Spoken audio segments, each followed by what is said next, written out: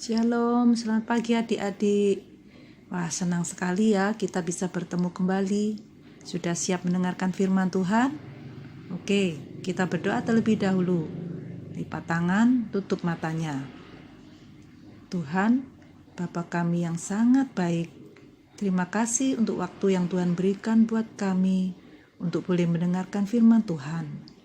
Kami mau mendengarkan dengan sungguh-sungguh, dan kami mau melakukan firman Tuhan dalam hidup kami.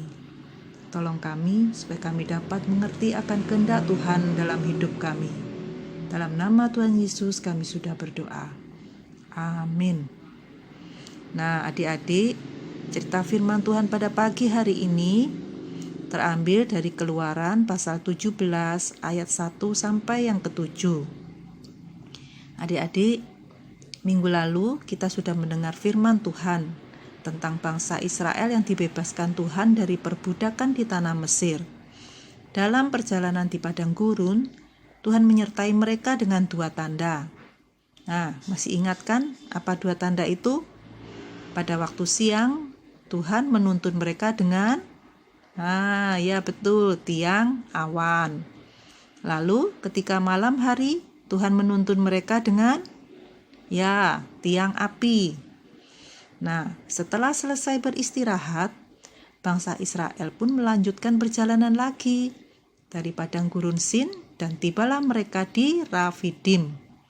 Lalu bangsa Israel mendirikan kemah di sana untuk kembali beristirahat. Tetapi adik-adik, di Rafidim itu ternyata tidak ada air untuk diminum. Bangsa Israel sudah sangat haus sekali dan mereka mulai protes, marah-marah, dan bertengkar dengan Musa. Musa, kami semuanya haus ini, berikan kami minum. Waduh, kalau tahu begini, kami lebih baik tetap tinggal jadi budak di Mesir saja. Mengapa sih kamu memimpin kami keluar dari tanah Mesir? Supaya kami dan ternak kami mati kehausan di sini. Tuhan itu ada di mana sih? Apa betul ada bersama dengan kita? Tapi mengapa kami jadi menderita kehausan begini? Wah, adik-adik, bagaimana ini? Bangsa Israel marah-marah kepada Musa, sehingga membuat Musa jadi pusing juga. Ya Tuhan, apa yang harus kuperbuat? Sebentar lagi bangsa Israel itu pasti melempari aku dengan batu. Tolonglah aku, Tuhan, kata Musa berseru kepada Tuhan.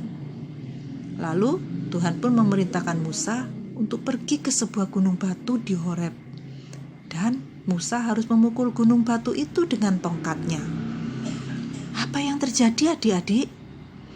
Ketika Musa memukul gunung batu itu dengan tongkat, keluarlah air yang sangat banyak, sehingga semua orang Israel dapat minum dengan sepuas-puasnya.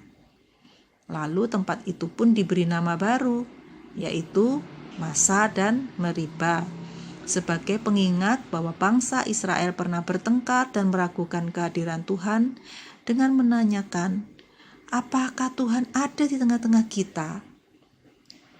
Adik-adik, sikap bangsa Israel yang langsung marah-marah dan tidak percaya pada kuasa Tuhan hanya karena tidak ada air waktu itu tidak baik untuk kita tiru ya.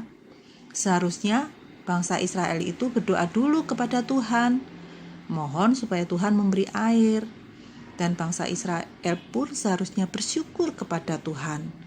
Jangan langsung tidak percaya pada kuasa Tuhan. Apa mereka tidak ingat bagaimana Tuhan tetap setia menuntun mereka dengan tiang awan dan tiang api waktu itu? Nah adik-adik, ketika kalian ada kesulitan, misalnya susah dan bingung, gak ngerti caranya mengerjakan tugas sekolah, atau ada keinginan adik-adik yang belum terpenuhi, pengen baju baru, sepatu baru, HP baru, tapi belum diberikan karena uangnya papa mama belum cukup. Adik-adik jangan langsung marah-marah ya. Adik-adik harus ingat, tidak boleh memaksakan kehendaknya sendiri.